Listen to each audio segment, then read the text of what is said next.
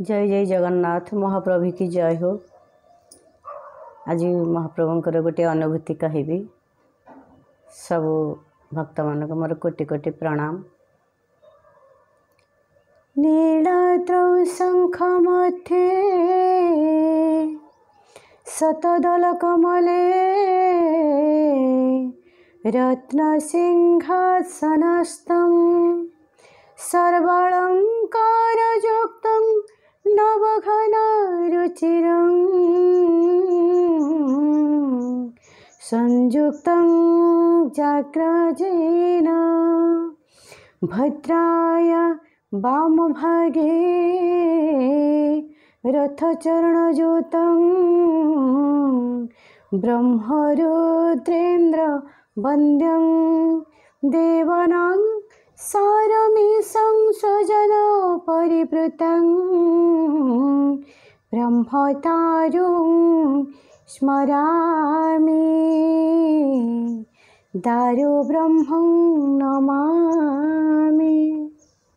महाप्रभु की जय हो। सबुबले मु चंदन जात मो जीवन रे केबे मु थरुटे प्रभुंकर देखिनी। सेमती सुविधा हेनी कि प्रभु चाही नांती मु केबे देखिनी। सबुबले मन करिथाए जे चंदन जातटे प्रभुंकर देखंदेनी। सेठू दिने मु तो सबुदिने प्राय 4:30 5टारू उठी थाए आउ प्रभुंकर मंगल आलती करी थाए। साईंकर काकड़ आरती भी करी थाए। तापरे मु स्नान करी थाए, प्रभुंकर स्नान करी थाए।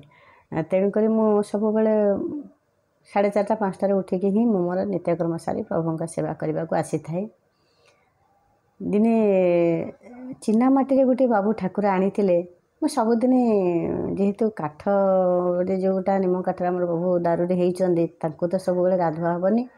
आउ सी चिनामाटी छोटिया मूर्ति मुझे सब गाधी दे थाए। मन भितर गोटे एमती भल पाइबा थाए प्रभु को जे एत जोर खरा होची आमे सब गाधोचे प्रभु गोटे थर ही स्नान पूर्णिमा दिन स्नान करेंगे आ सब तो अईनारे स्नान करी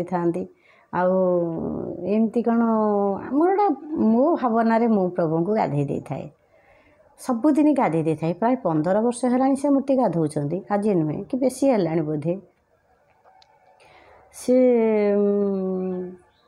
सकाल जितेबाला मुझे चिनामाटी बुटी ठसलारे जो पंचामृत करके पकई दे थाए सी गोटे आवाज आसला माने जमती भटभटी जमती गोटे शब्द आसे भट फट फट फट फट साउंड खाली गोटे प्रकार साउंड नहीं 2-3 प्रकार चेंज होता है से साउंडटा जमी भटभटी चले ठीक से मु तो चंदन जात के देखनी ना मुझे जानी कौन तार ये प्रभुंकर नीति एबे आमे जगन्नाथ चैनल जमती जानिले से तो ये जापर नुलु कि से जहा जोते मुझे पानी धीरे पकई देकर ड्रेसटा को आमर गोटे पाइप थाई ठाकुर घरे एमती टंगा होता ऊपर एमती बाड़ा भाया से सबुदिन गाधेकी प्रभुंकर ड्रेस मुझे सुखई थाए। माँ भी सुखई थाए। मुझे जो पकईकी ऊपर को ड्रेसटा आने जाए से आवाज आसला पानी ठसला भितर जोटा पानी कांसी कहती आम गोटे बड़ कांसीटे कुंड टाइप्र मुझे अध कुंडे पानी पूरे देकर ताधे सबुदिन एमती बुड़ेक उठे पोछि दे थाए। से दिन तो प्रभुंकर इच्छा तो सब चलुचे ना आम इच्छा तो किसी चलुनी।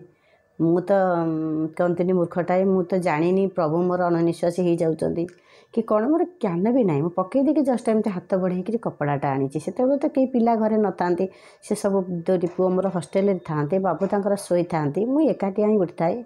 घरे केते से कई भड़ाटिए भी लोक रो न थाए पूरा शांति थाए।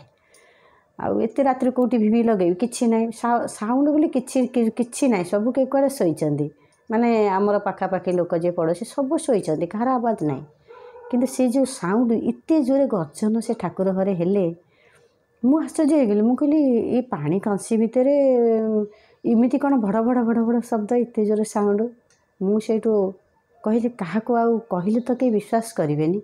मु दौड़ी टाइम बाबू डाक पकईली सी टी निद बल एत सडन आसवाक एत ये नुहे उठुना माने सी भी जानीपारूना मु कौन कहूची सी निद बल किसी जानीपारूना मुझे कहली हे आंक सांगे गबर गबर हवा अपेक्षा मु मोबाइल सांगे सांगे कौन कली रूम्रे आसी नहीं गली ठाकुर घर तो रूम टे छड़ा मुझे आसली बेडरूम दौड़ी आसी मोबाइलटा रेकर्ड कली।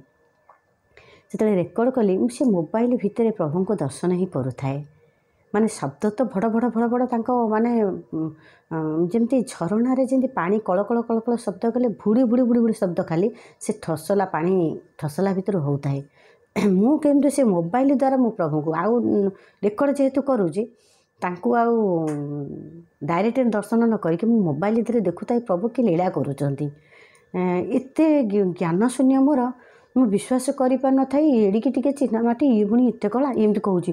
ମୁଁ ତାଙ୍କୁ ଠାକୁରଙ୍କ ସାଙ୍ଗରେ ଏମିତିଆ ହିଁ କଥାବାର୍ତ୍ତା ହେଇଥାଏ। ସତ କଥା ଏବେ ବି ଜ୍ଞାନ ମୋର ହେଇନି ବା, ବିଶ୍ୱାସ କରନ୍ତୁ। ମୁଁ ପ୍ରଭୁ ବୋଲି ଗୋଟେ ଡରିବା କି କ'ଣ ଏସବୁ ନାହିଁ। ସାଙ୍ଗ ପିଲା ଭଳିଆ କଥା ହେଉଥିବି, ମୁଁ କହିବି ଏଡ଼ିକି ଗୋଟେ ଚିହ୍ନାମାଟି ଭାଇ ଭଉଣୀ ତିନିଟା ଏମିତି କ'ଣ ହେଉଛ, ଏମିତି କ'ଣ ପାଣି ଭିତରେ କ'ଣ ଭଡ଼ ଭଡ଼ ଶବ୍ଦ ହେଉଛ, ଏମିତି କହିକିରି ସାଙ୍ଗେ ସାଙ୍ଗେ ରେକର୍ଡ଼ କଲି। ମୁଁ କହିଲି ସମସ୍ତଙ୍କୁ ଦେଖେଇବି ଏଇଟା। ଏବେ ବି ମୋ ପାଖରେ ଅଛି। ଏମିତି ମୁଁ 3 ଥର ଭିଡ଼ିଓ କରିଛି। 3 ଥର ହିଁ ସେମିତି ଜିନିଷ ମୁଁ ପ୍ରଥମ ଥର ମୋ ଅନୁଭୂତି ସେଇଟା ପାଇଥିଲି। ତାପରେ ମୋ ମନ ଲାଗିଲା ମୁଁ ଯେତେବେଳେ ଗାଧେଇ ଦିଏ ପ୍ରଭୁଙ୍କର ଟିକେ ଭିଡ଼ିଓ କରେ। ଟିକେ ସମୟ ପାଣିରେ ପକାଇ ଦେଇ ସାଙ୍ଗେ ସାଙ୍ଗେ ଉଠେଇନି, ଟିକେ ସମୟ ପାଣିରେ ବୁଡ଼େଇ ଦେଇକି ଟିକେ ତାଙ୍କୁ ଭିଡ଼ିଓ କରେ। ଏମିତି ମୋ ମନ ଲାଗିଗଲା, କାରଣ ସେ ମୋତେ ସେଇଦିନ ହିଁ ଦର୍ଶନ ଦେବେ ବୋଲି ପ୍ରଭୁଙ୍କର ଇଚ୍ଛା ଥିଲା। ମୁଁ ଜାଣିନି ଚଣ୍ଡାଳୁଣୀଟା, ମୁଁ ଜାଣିନି ପ୍ରଭୁଙ୍କୁ ଏତେ ସମୟ ମୁଁ ପ୍ରାୟ 3 ମିନିଟ୍ ଭିଡ଼ିଓ କଲି। ପ୍ରଭୁଙ୍କୁ ପାଣି ଭିତରେ ପକାଇଥିଲି, ମୋର ଏତେ ଜ୍ଞାନ ନାହିଁ। ଯେହେତୁ ତାଙ୍କର ଆବାଜଟା ହେଉଥାଏ ମୁଁ କନଫ୍ୟୁଜ୍ ହେଇଗଲି, ଚଟକିନି ଯେ ଉଠେଇ ଦେବି ବୋଲି। ପ୍ରଭୁଙ୍କୁ ଦର୍ଶନ ଯେତେବେଳେ ମୁଁ ତା ଭିତରେ କରୁଛି ମୋତେ ଆଉ ମନ ହେଲାନି ମୁଁ ଉଠେଇକି ଚଟକିନି କାଢ଼ିଦେବି ବୋଲି।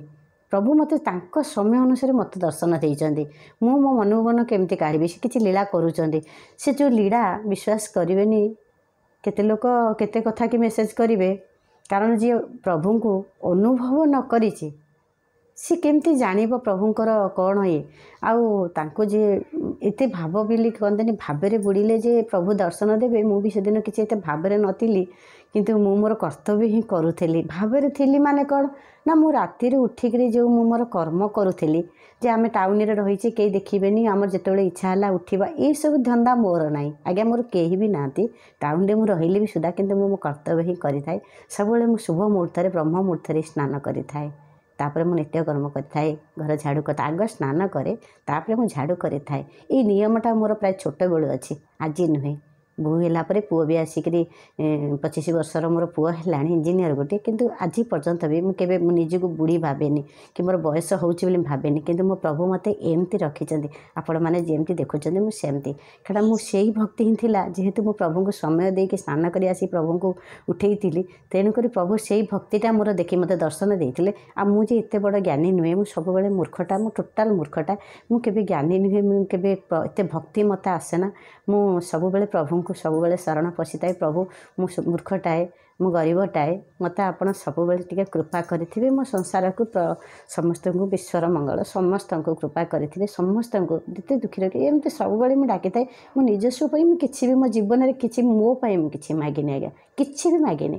କି ମୋ ପିଲାଙ୍କୁ ଖୁସିରେ ରଖ କି ମୋ ପରିବାରକୁ ଖୁସିରେ ରଖ, ଏମିତି କେବେ ମାଗିନି। ସମସ୍ତଙ୍କୁ ଭଲରେ ରଖ, ଭଲ ବୁଦ୍ଧି ଦିଅ, ଜ୍ଞାନ ଦିଅ, କାହା ପ୍ରତି କେହି ହିଂସା ନ କରନ୍ତୁ, କାହାର ମାନେ ଇଏ କରନ୍ତୁ, ଏଇସବୁ ଭଳିଆ ମୁଁ ଡାକିଥାଏ। ଯାହା ହଉ ଯେତେବେଳେ ମୁଁ ଭିଡ଼ିଓଟା କଲା ପରେ ମୁଁ ଦେଖୁଛି ପ୍ରଭୁଙ୍କର ଆଖିରୁ ଯେମିତି ଜ୍ୟୋତି ବାହାରିକରି ସୁଭଦ୍ରା କତିରେ ଯାଉଛନ୍ତି, ସୁଭଦ୍ରା କତିରୁ ଜ୍ୟୋତି ବାହାରିକରି ବଳଦେବ କତିକି ଯାଉଛନ୍ତି। ତ ବଳଦେବଙ୍କ ପାଟିରୁ ଭଡ଼ ଭଡ଼ ଯେଉଁ ପାଣିଟା ବାହାରୁଛି ସେ ଫୁଟୁକା ଭଳିଆ ଖାଲି ଫୁଟି ଯାଉଛି। ବିଶ୍ୱାସ କରିବେନି, ଯେମିତି ପାଣି ଦିହରେ ମାଛ ଖେଳେଇନି ଫୁଟୁକା ଭୁଳି ଭୁଳି, ଠିକ୍ ସେମିତି। ଆଉ ମନ ହେବ ଉଠିବାକୁ। ମୁଁ କହିଲି ନା, ମୁଁ ଏତେ ଦିନ ପ୍ରଭୁଙ୍କ ଦର୍ଶନ ପାଇଛି। ମୁଁ 3 ମିନିଟ୍ ଖଣ୍ଡେ ରେକର୍ଡ଼ କରିଥିଲି, ମୋ ପାଖରେ ଏବେ ବି ସାଇତିକି ରଖିଛି। ଆଉ ଯେଉଁମାନେ ମୋତେ କହନ୍ତି ଟିକେ ଏଟା ବ୍ରହ୍ମ ଦର୍ଶନ କାହାକୁ ଭିଡ଼ିଓଟା ମୁଁ କେବେ ଛାଡ଼ିନି ବି ଏପର୍ଯ୍ୟନ୍ତ, ଚେଷ୍ଟା ବି କରିନି କେବେ। ଖାଲି ଯାହା ଅନୁଭୂତିରେ କହୁଛି, କିନ୍ତୁ ମୁଁ ଛାଡ଼ିନି। ମୋତେ ଯେଉଁ ଘର ପାଖରେ ଆମର ଯିଏ ଭଡ଼ା ରହିଛନ୍ତି ଜଣେ ମାଉସୀ, ସେ ଖାଲି ମୋତେ ଦିନେ ଅନୁରୋଧ କରିଥିଲେ ଯେ ମୋତେ ଟିକେ ସେ ଭିଡ଼ିଓ ଟିକେ ଦେଖାଅ। ତାଙ୍କୁ ଥରୁଟିଏ ଦେଖେଇଥିଲି, ଆଉ ଆମ ଘରେ ବି ମୁଁ ଦେଖେଇଥିଲି, ମୋ ଭାଉଜ ହରିକାଙ୍କୁ ବି ମୁଁ ଦେଖେଇଥିଲି। ଜୟ ଶ୍ରୀ ଜଗନ୍ନାଥ, ଜୟ ଶ୍ରୀ ଜଗନ୍ନାଥ। ମୋ ପ୍ରଭୁ ଜଗନ୍ନାଥ ସମସ୍ତେ କହିବା ଜୟ ଜୟ ଜଗନ୍ନାଥ।